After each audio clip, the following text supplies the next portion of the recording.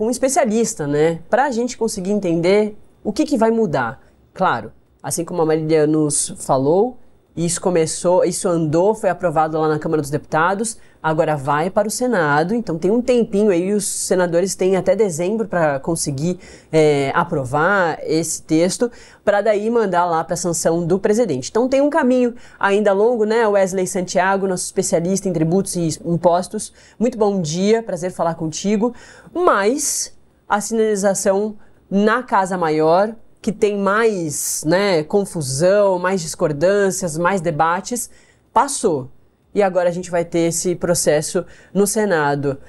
Pelo que passou, Wesley, fala um pouquinho do seu lado, né, de especialista.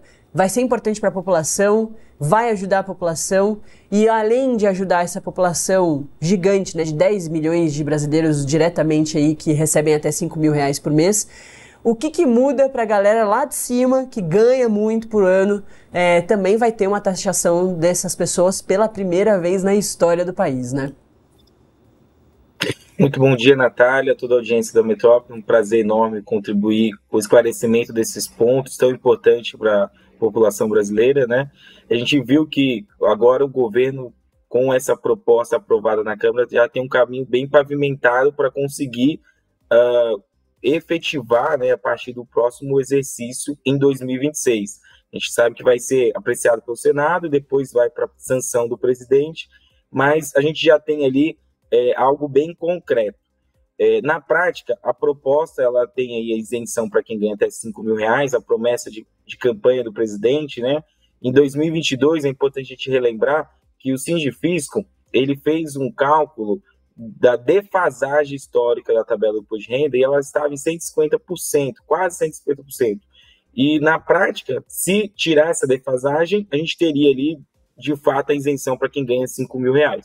Então, é uma medida de justiça social que a gente viu que teve aprovação unânime, né, tanto de governistas e opositores, e a contrapartida para equilíbrio dos cofres públicos dessa renúncia fiscal tão importante, ela vem com a tributação dos chamados lucros e dividendos, né, que é a parcela destinada pela empresa para remunerar sócios e investidores.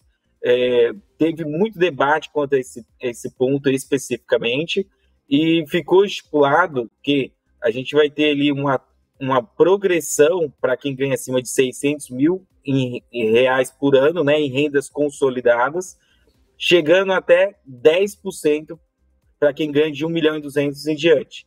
Então, a gente vê que agora é uma novidade histórica para o país, né? Muito se falava que essa medida de compensação ela não era tão justa, porque a gente tem já uma tributação elevada nas pessoas jurídicas, mas fato é que o governo conseguiu avançar, essa deve ser uma realidade. A população de menor renda vai ter um caixa a mais em sua mão para poder liquidar a dívida, aumentar a sua qualidade de vida, ter uma opção ali para gastar ali esse recurso que vai sobrar, e o empresário, a população que vive ali de lucros e dividendos, vai precisar se replanejar, porque vai sofrer uma tributação de 10% aí, mínima efetiva. Wesley, no dia a dia do brasileiro, essa taxação dos ricos, né, que o governo vem usando essa expressão, não modifica nada, né? O brasileiro ali que recebe até R$5.000 por mês, ele não tem contato com essa gente, né? Nem imagina o quanto isso vai mudar. Mas é uma questão histórica, né, que vai passar a acontecer. Acho que seria interessante a gente explicar ainda melhor esse outro lado, porque a isenção de quem recebe até R$5.000 por mês é simples da gente entender, porque isso é uma coisa mais palpável, a gente conhece mais gente que recebe até R$5.000 por mês, do que essa outra parte que vai começar a ser taxada. Acho que para a gente entender melhor, e o público também, o que é essa contrapartida. Você muito bem explicou, e vale sempre a gente reforçar que toda vez que o governo propõe uma mudança tributária, né, muitas vezes é para ajudá-lo nas contas, muitas vezes é para conseguir garantir um programa social, mas que precisa sair o dinheiro de algum lugar, né? A coisa da compensação é nesse sentido, né? O governo precisa dizer o que quer fazer e como vai pagar, de onde vai tirar o dinheiro para conseguir realizar isso. E com o IR foi dessa forma, assim como você muito bem explicou, mas acho que dá para a gente reforçar ainda mais essa contrapartida. Como que vai funcionar essa questão e a partir de quando, né? Se aprovada até o final do ano, isso já vale para 2026, né? Perfeito. Bom, vamos entrar um pouquinho mais no detalhe, Thalita, porque de fato é importante a gente entender. A medida de isenção dos 5 mil, ela influencia na vida de milhões de brasileiros. Na prática, ele vai deixar de ter um desconto ali mensal, vai ter um líquido em suas mãos um pouco maior. Agora, a contrapartida para isso, ela de fato influencia ali numa pequena parcela da sociedade que o governo tem chamado de super ricos, né? O que acontece? Quando no Brasil, atualmente, antes dessa medida ser aprovada, quando uma empresa ela tinha sua atividade operacional, ela pagava os seus impostos e oferia lucro, esse lucro poderia ser distribuído, enviado para pessoas físicas que de fato são os beneficiários da empresa. Essa parcela enviada a essas pessoas físicas, elas estavam isentas de contribuição de imposto de renda. Até então se entendia que elas já foram tributadas, né, pelo IRPJ e pela contribuição social sobre o lucro líquido da pessoa jurídica. E essa proposta, ela prevê que a contribuição ela for acima de 50 mil por mês, a empresa já fará uma retenção do imposto, adiantando o fisco uma parte do imposto de renda. E no ajuste anual, que ocorre ali entre março e maio de cada ano, relativo ao ano anterior, essas pessoas físicas que oferem lucros e dividendos, elas vão precisar calcular ali toda a sua renda anual e ter uma contribuição mínima efetiva de 10%. Então, suponhamos que um empresário ele tem ali 1.200.000 de lucros e dividendos, entre outras rendas. O governo exige que ele tenha ali uma contribuição de R$120 mil de imposto de renda. Então, vai ser calculado tudo que ele já contribuiu.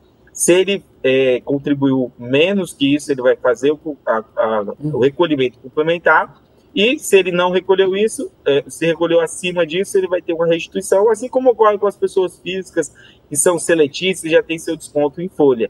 Tá? Agora, o que é importante a gente relembrar aqui? Essa classe empresarial, ela faz sempre a conta do que ela espera de ter de rentabilidade nos seus negócios. Então, ela tem ali seus custos bem apurados, suas despesas, o preço que o mercado aceita pagar, e ela faz essa conta para ter ali a sua medição de lucro. Então, um efeito que a gente ainda não tem muito falado e pode ocorrer é que, em alguns segmentos em que o mercado aceite um preço maior, essa tributação de dividendos ela pode sim ser repassada no preço para a classe empresarial. Obviamente, quando a gente fala de alguns produtos que têm um preço ditado pelo mercado internacional, tem outros fatores, isso fica um pouco mais difícil. Mas é um efeito que a gente ainda vai ver, assim como o efeito da reforma tributária, que tem aí o objetivo de simplificar, né, toda a tributação do Brasil, mas que vai mudar um pouquinho alguns setores, segmentos, e tudo isso a gente vai ter que acompanhar aí nos próximos anos, e essa medida passando na Câmara e sendo sancionada pelo governo federal, passa a valer em 2026. É importante também que o contribuinte saiba que, como tudo está sendo votado agora para efeito em 2026, o contribuinte que é CLT, ganha até R$5 mil, ou até 7.350, né, que vai ser beneficiado, em maio, de março a maio, ele ainda faz a declaração do imposto de renda, normalmente, como as regras que estão vigentes. E a partir de janeiro, ele vai sentir esse efeito no caixa, né? Então, a competência de janeiro, que geralmente as empresas pagam ali até o 5º dia de fevereiro, ele vai sentir esse recurso a mais no seu bolso e ter o efeito disso no ajuste de imposto de renda em 2027 relativo a 26. Ô Wesley, você já levantou uma bola que eu queria cortar, que é a da reforma tributária, né? Dessa segunda etapa da reforma tributária, que ontem também foi aprovada no Senado, fez o caminho inverso, né? E agora vai à Câmara dos Deputados. Fala um pouquinho mais sobre essa segunda etapa. A gente fala de reforma tributária há muito tempo, né? Parece uma pauta infinita, mas agora efetivamente as coisas estão andando, né? A gente já tinha aprovado a PEC, né, e ainda havia necessidade de algumas regulamentações, né, alguns detalhes da reforma tributária. A gente já estamos num período de transição, né, de 8 anos, então esse ano é a finalização de todas essas medidas complementares, leis que vão trazer ali os detalhes. A partir do próximo ano, as empresas já estarão obrigadas a recolher ali a alíquota taxa de IBS, CBS, e progressivamente nos próximos anos a gente vai enfrentar muitas mudanças. Durante esse período, as empresas precisarão contar muito com assessoria, com apoio dos especialistas, e a tendência é que, ao final da reforma tributária, a gente tenha um modelo muito mais simples e fácil de ser compreendido por empresas, por tomadores de decisão, e a gente vai acompanhar agora, nos próximos anos, como que o mercado vai lidar com tudo isso. Ô Wesley, então para a gente fechar e falar só mais um pouquinho sobre a aprovação de ontem em relação ao IR, na época que começou o discurso da taxação dos ricos, gente da classe média achava que ia ser taxada. Acho que é bom da gente reforçar, né? Isso não vai atingir um montão de brasileiro. Vai atingir uma parcela minúscula de brasileiros, mas que essa parcela minúscula de brasileiros, sendo taxada pela primeira vez na história, vai ajudar o pessoal que recebe até R$5.000 por mês estar isento do IR. Então essa é a compensação. Então a pessoa que está dentro da classe média e não recebe R$600.000 por ano não vai ser taxada, né? Exatamente.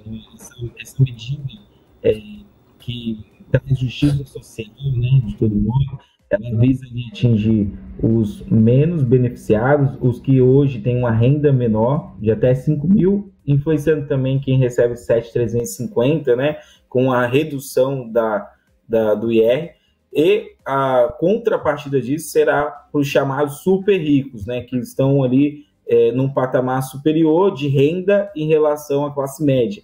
Então, é para quem ganha ali acima de 600 mil no ano, passando de 1.200.000, essa taxa fica fixa em 10%.